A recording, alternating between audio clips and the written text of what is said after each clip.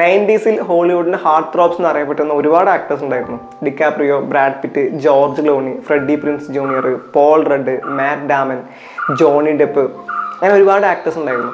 പക്ഷെ ഒരു പോയിന്റ് കഴിഞ്ഞപ്പോൾ, അതായത് പ്രായം കാരണം പലർക്കും ആ ഒരു സ്റ്റേറ്റസ് നഷ്ടപ്പെട്ടു.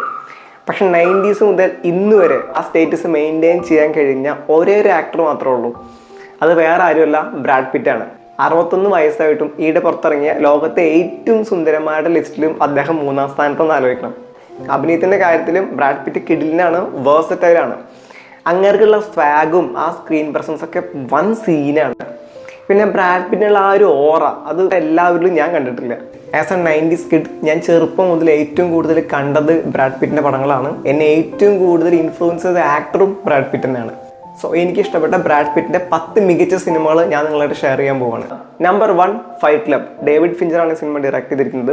ബ്രാഡ് പിറ്റിന്റെ കരിയറിൽ തന്നെ ബെസ്റ്റ് മൂവി ആയിട്ടാണ് ഈ സിനിമ ഞാൻ കണക്കാക്കുന്നത്. ഇത് എഡ്വേർഡ് നോർട്ടൺ അവതരിപ്പിച്ച ക്യാരക്ടർ ഒരു വൈറ്റ് കോളർ വർക്കറാണ്. അവന് അപ്പാർട്ട്മെന്റും കാര്യങ്ങളൊക്കെ ഉണ്ട്. പക്ഷെ അവൻ ഇൻസോമിനിയാക്കാണ്. അവൻ്റെ ലൈഫിൽ അവന് പ്രത്യേകിച്ച് പേർപ്പസും കാര്യങ്ങളൊന്നുമില്ല. അവൻ്റെ ജീവിതത്തിലേക്ക് വളരെ അവിചാരിതമായിട്ട് ടൈലർ ഡേർഡൻ എന്ന ക്യാരക്ടർ കയറി വരുന്നതിലൂടെയാണ് സിനിമ വളരെ ഗ്രിപ്പിംഗ് ആവുന്നത്. ഫൈറ്റ് ക്ലബ് ഇന്നോവേറ്റീവ് ആണ്, എൻഗേജിംഗ് ആണ്, മസ്റ്റ് വാച്ച് മൂവിയാണ്. നമ്പർ 2, 7. ഈ സിനിമയും ഡയറക്ട് ചെയ്തിരിക്കുന്നത് ഡേവിഡ് ഫിഞ്ചർ ആണ്. ബ്രാഡ് പിറ്റും മോർഗൻ ഫ്രീമാനുമാണ് സിനിമയിലെ പ്രധാന കഥാപാത്രങ്ങൾ അവതരിപ്പിച്ചിരിക്കുന്നത്. വില്യം സോമർസെറ്റും ഡേവിഡ് മിൽസും 2 ഡിറ്റക്റ്റീവ്സ് ആണ്. അവരൊരു സീരിയൽ കില്ലറിനെ പിറകെയാണ്. സീരിയൽ കില്ലർ കൊലപാതകം ചെയ്യുന്നത് ക്രിസ്ത്യൻ തിയോളജിയിൽ നിന്നും ഒറിജിനേറ്റ് ചെയ്ത 7 പാപങ്ങളെ ബേസ് ചെയ്തിട്ടാണ്. ഭയങ്കര എൻഗേജിങ് ആയ ഓരോ സെക്കൻഡും നമ്മൾ ശ്വാസം അടക്കി പിടിച്ച് കാണേണ്ടി വരുന്ന മസ്റ്റ് വാച്ച് ആയ മൂവിയാണ് 7. Number 3, inglorious ബാസ്റ്റേർഡ്സ്. ടാരന്റിനോ ആണ് ഈ സിനിമ ഡയറക്ട് ചെയ്തിരിക്കുന്നത്. ഇതൊരു പീരിയഡ് മൂവിയാണ്. 2ാം ലോക മഹായുദ്ധകാലത്താണ് സിനിമയുടെ കഥ നടക്കുന്നത്. ബാസ്റ്റേർഡ്സ് എന്ന് വിളിക്കപ്പെടുന്ന ജൂയിഷ് അമേരിക്കൻ സോൾജിയേഴ്സ്, ഇവർ ലീഡ് ചെയ്യുന്നത് ലെഫ്റ്റനന്റ് ആൽഡോ റൈൻ എന്ന വളരെ ടഫായ എക്സ്പീരിയൻസ്ഡ് ആയ സോൾജറാണ്. വളരെ സീക്രട്ട് ആയിട്ടാണ് അവർ ഓപ്പറേറ്റ് ചെയ്യുന്നത്. അതായത് നാസികളെ അവരുടെ ടെറിട്ടറിയിൽ നിന്നുകൊണ്ട് തന്നെ കൊന്നൊടുക്കുക. അതാണ് ഇവരുടെ മെയിൻ പർപ്പസ്. നിങ്ങൾ ഒരിക്കലും ഈ സിനിമ മിസ്സാക്കരുത്. നമ്പർ 4, മീറ്റ് ജോ ബ്ലാക്ക്. മാർട്ടിൻ റസ്റ്റ് ആണ് ഈ സിനിമ ഡയറക്ട് ചെയ്തിരിക്കുന്നത്. വളരെ യുണീക്കായ ഇന്നോവേറ്റീവായ റൊമാൻറ്റിക് ഫാന്റസി ഡ്രാമയാണ് മീറ്റ് ജോ ബ്ലാക്ക്. ബിൽ പാരിഷ് എന്ന വളരെ വെൽത്തിയായ സക്സസ്ഫുൾ ആയ ബിസിനസ്മാൻ, അയാൾക്ക് 65 വയസ്സ് തികയാൻ പോവുകയാണ്. ഒരു ദിവസം അയാളെ കാണാൻ വേണ്ടി മരണം വരികയാണ്. മരണം ഒരു ചെറുപ്പക്കാരുടെ രൂപത്തിലാണ് അയാളെ കാണാൻ വരുന്നത്. മരണം മനുഷ്യരെ കുറിച്ചും മനുഷ്യ ജീവിതത്തെ കുറിച്ചും വളരെ ക്യൂരിയസ് ആണ്. മരണം ആക്ച്വലി ഭൂമിയിലേക്ക് വന്നത് ബില്ലിനെ കൊണ്ടുപോകാൻ വേണ്ടി മാത്രമല്ല, മനുഷ്യ ജീവിതത്തെ കുറിച്ച് പഠിക്കാൻ വേണ്ടി കൂടിയാണ്.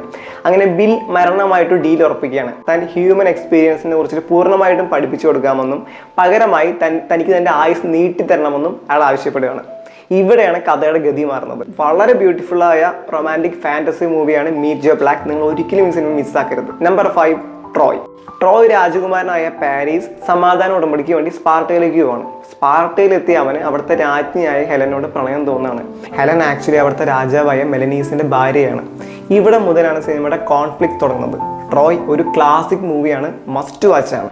Number 6, snatch. ഇതൊരു കിടിലൻ ക്രൈം കോമഡി മൂവിയാണ്. ഫ്രാങ്കി വളരെ വിലപിടിപ്പുള്ള ഒരു ഡയമണ്ട് ബെൽജിയത്തിൽ നിന്ന് മോഷ്ടിക്കുകയാണ്. അയാളത് ഡോഗ് ദ ഹെഡിനെ വിൽക്കാൻ പ്ലാൻ ചെയ്യാണ്. പക്ഷെ പ്രതീക്ഷയല്ല സംഭവിച്ചത്. ഫ്രാങ്കിയുടെ കയ്യിൽ നിന്നും ഡയമണ്ട് വീണ്ടും മോഷണം പോവുകയാണ്. വളരെ എൻഗേജിംഗ് ആയി പോകുന്ന ഒരു ക്രൈം കോമഡി മൂവിയാണ് snatch. Number 7, the curious case of Benjamin button. David Fincher ആണ് ഈ സിനിമ ഡയറക്ട് ചെയ്തിരിക്കുന്നത്. വളരെ യുണീക്കായ ഇന്നോവേറ്റീവായ സ്റ്റോറി ലൈനാണ് ഈ സിനിമയുടെ. ബെഞ്ചമിൻ ബട്ടൺ വളരെ കുഞ്ഞായിരിക്കുമ്പോഴേ ഒരു വൃദ്ധന്റെ ഫിസിക്കൽ അപ്പിയറൻസ് ആയിരുന്നു അവന്. അവൻ ജനിക്കുമ്പോൾ അങ്ങനെ തന്നെ ആയിരുന്നു. പക്ഷെ വർഷങ്ങൾ കഴിയും തോറും അവൻ വളരെ യങ്ങറാവാൻ തുടങ്ങി. അവൻ്റെ ചുറ്റുമുള്ള ആൾക്കാരൊക്കെ പ്രായം കൂടുമ്പോൾ അവൻ മാത്രം വളരെ ചെറുപ്പമാവാൻ തുടങ്ങി. Number 8, once upon a time in Hollywood. Tarantino ആണ് ഈ സിനിമ ഡയറക്ട് ചെയ്തിരിക്കുന്നത്. 1969 ലോസ് ആഞ്ചലസിലാണ് ഈ സിനിമയുടെ കഥ നടക്കുന്നത്. ഡാൽട്ടൺ എന്ന ഫെയ്ഡ് TV ആക്ടറും അയാളുടെ ഡ്യൂപ്പായ ക്ലിഫ് ബൂത്തിന്റെയും കഥയാണ് സിനിമ പറയുന്നത്. ക്ലിഫ് ബൂത്ത് ആക്ച്വലി റിക്കിന്റെ ഡ്യൂപ്പ് മാത്രമായിരുന്നില്ല, അയാളുടെ ക്ലോസ് ഫ്രണ്ട് കൂടിയാണ്. എല്ലാ ടാരന്റിനോ സിനിമകളും കാണുന്ന പോലെ ഒരുപാട് വയലൻസ് ഒന്നും ഈ പടത്തിലില്ല. പക്ഷെ ക്ലൈമാക്സിൽ കുറച്ചൊക്കെ വയലൻസ് ഉണ്ട്. പിന്നെ ഇതൊരു ഡയലോഗ് ഡ്രിവൻ മൂവി ആയതുകൊണ്ട് എല്ലാവർക്കും ഇഷ്ടപ്പെടുന്നു പറയാൻ പറ്റില്ല. പക്ഷെ എന്തായാലും ബ്രാഡ് പിറ്റിന്റെ ഡിക്കാപ്രിയോടെയും കെമിസ്ട്രി ഒന്നും ഒരു രക്ഷയില്ല. Number 9, Ocean's 11. Danny Ocean jail മോചിതനായ ശേഷം അയാളൊരു വലിയ ഹേസ്റ്റിന് വേണ്ടി റസ്റ്റി റയന്റെ കൂടെ ചെന്ന് ടീമിനെ റിക്രൂട്ട് ചെയ്യാണ്. ഒരുപാട് എക്സ്പേർട്സ് ഇറങ്ങുന്നത് ടീമിനെ റിക്രൂട്ട് ചെയ്യാണ്. ഹേസ് ത്രില്ലേഴ്സ് നിങ്ങളുടെ ഫേവറേറ്റ് ജോണർ ആണെങ്കിൽ നിങ്ങൾ ഒരിക്കലും ഈ സിനിമ മിസ്സാക്കരുത്. ഒരു കിഡിലൻ ഹേസ് ത്രില്ലറാണ്. Number 10, a river runs through it. ഈ സിനിമ ഡയറക്ട് ചെയ്തിരിക്കുന്ന റോബർട്ട് റെഡ്ഫോർഡ് ആണ്. മാക്ലിൻ ഫാമിലിയിലെ നോർമൻ ആൻഡ് പോൾ, ഈ 2 സഹോദരങ്ങളുടെ കഥയാണ് സിനിമ പറയുന്നത്. ഈ 2 പേർക്കിടയിൽ ഭയങ്കര സ്ട്രോങ് ആയ റാപ്പുണ്ട്.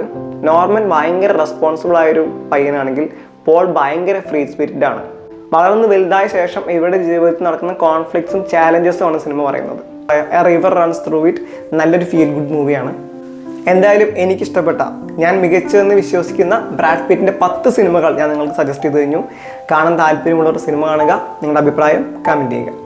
എന്തായാലും വീഡിയോയുടെ അവസാനിക്കുകയാണ്. അടുത്ത വീഡിയോയിൽ നമുക്ക് വീണ്ടും കാണാം. Bye bye.